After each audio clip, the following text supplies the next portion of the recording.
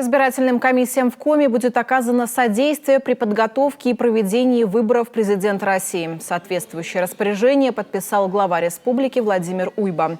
В частности, избирательным комиссиям на безвозмездной основе должны быть предоставлены помещения для голосования, хранения избирательной документации и технологического оборудования, которые будут находиться под охраной.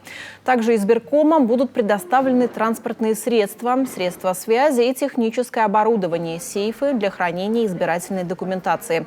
В случае изменения эпидемиологической обстановки органы исполнительной власти Коми должны обеспечить в помещениях для голосования условия в соответствии с санитарно-эпидемиологическими требованиями, а также соответствующие требованиям и рекомендациям Роспотребнадзора.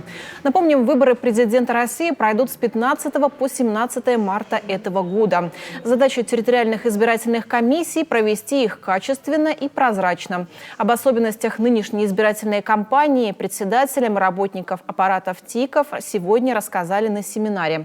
Его организовал избирком Коми. Финансовое обеспечение, новое в законодательстве о выборах, реализация федерального проекта «Информ-УИК». По этим темам перед участниками семинара выступили профильные эксперты. Перед каждой федеральной избирательной кампанией проводится небольшая корректировка законодательства о выборах и референдумах. Вот на этом мы как раз и сосредотачиваем внимание при проведении обучения.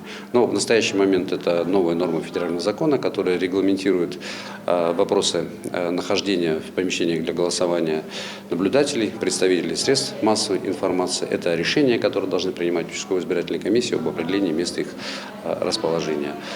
Кроме того, есть новшество в организации проведения видеонаблюдения и видеофиксации. Ну, например, если раньше видеонаблюдение осуществлялось в том числе из помещения территориальных избирательных комиссий, то теперь это заменено на видеофиксацию.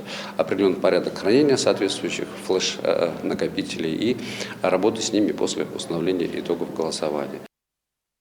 С 2012 года на избирательных участках используется система видеонаблюдения. В этом году в Коми 295 помещений будут оборудованы камерами. Ожидается, что почти 70% избирателей проголосуют именно на этих участках. Информационная стена будет оборудована в Общественной палате Коми. На нее будет выводиться вся картина происходящего на местах.